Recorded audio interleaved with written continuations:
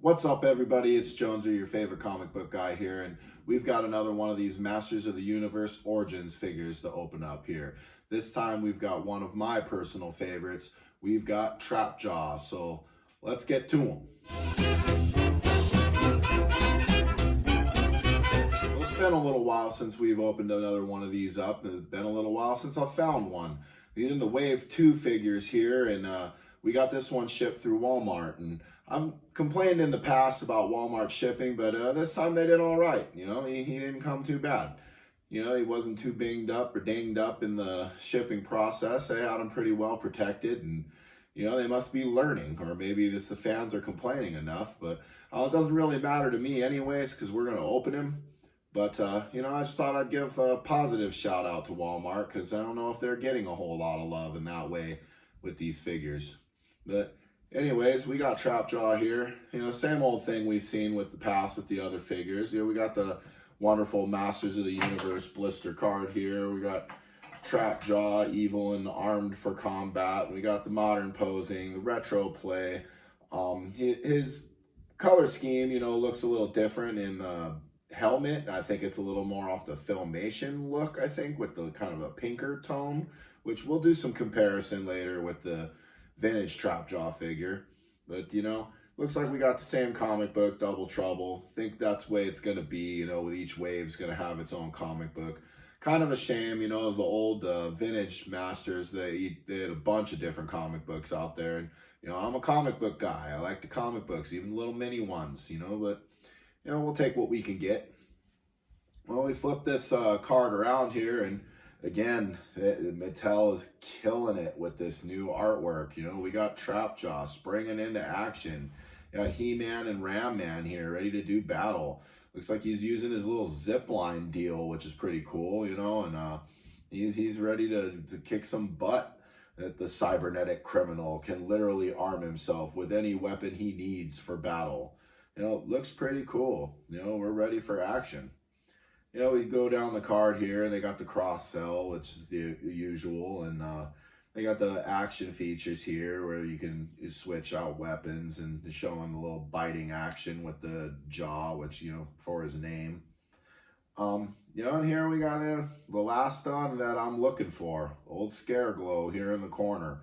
You know, I haven't found a Scareglow yet, and you know, everybody's thinking he's going to be a real hard figure to find or a chase one. He's definitely popular. You know, we'll have to see what happens. I'm hoping to snag one online or maybe find one in the store. I mean, they're all new now. It's not like he's a vintage one. You know, I mean, everybody's freaking out. I've heard of people buying like, you know, a dozen Scareglows when they come up. And of course, they're putting them on eBay for ridiculous prices. And I imagine ridiculous people are buying them for ridiculous prices. But you know, well, I shouldn't say that. I guess you can spend your hard-earned money whatever way you like, I guess. But I'm pretty sure they're going to be available at cost, you know, which is $15. I don't think you got to go on eBay and pay $90 for one, but I guess that's yet to be seen, so we'll see. So let's open them up, huh? All right, so here we go. We got this Trapjaw. So pretty excited to get him out of there, so I'll try to be a little careful. I have tried to kind of save these cards. Not really sure what I want to do with them. But if it's salvageable, usable, maybe we'll use it for something. We'll see. Comic book popped right out. That's pretty cool. Double Trouble. I did read it. It's very awesome. That's not what we're here for. Get him out of there. It looks like he's... Ooh. Cool. Yeah. I'm liking that.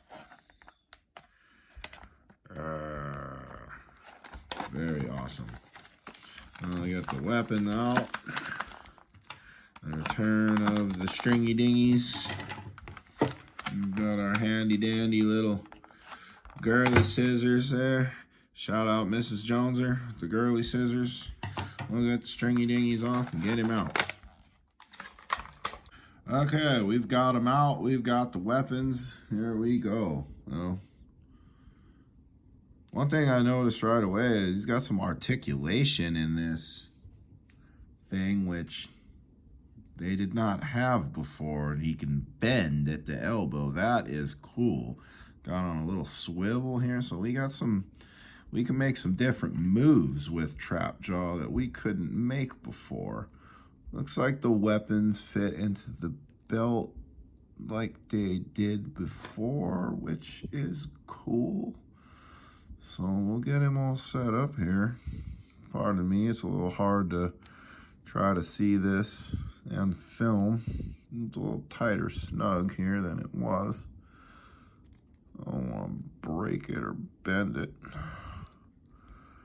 Yeah, I'll mess with it like that for now.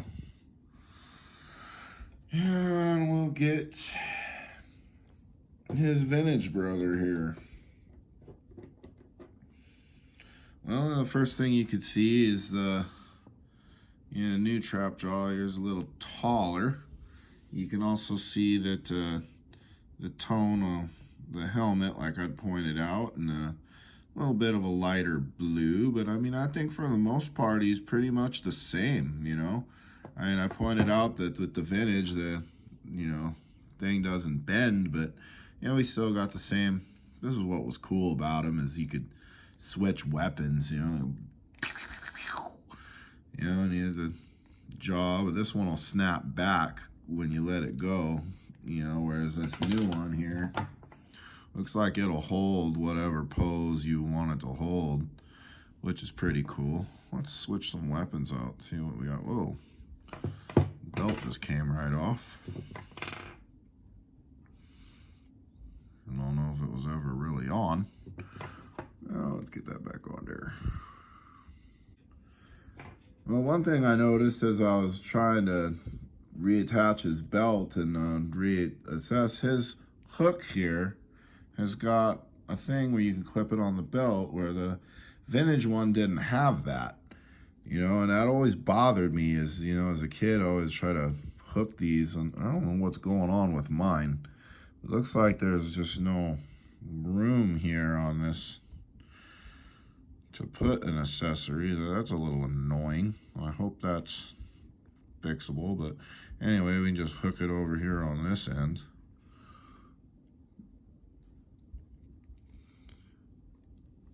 Then it'll hook on his belt, whereas with the old one, you couldn't really do that. I used to just do this, where you just kind of hook it by the hook there.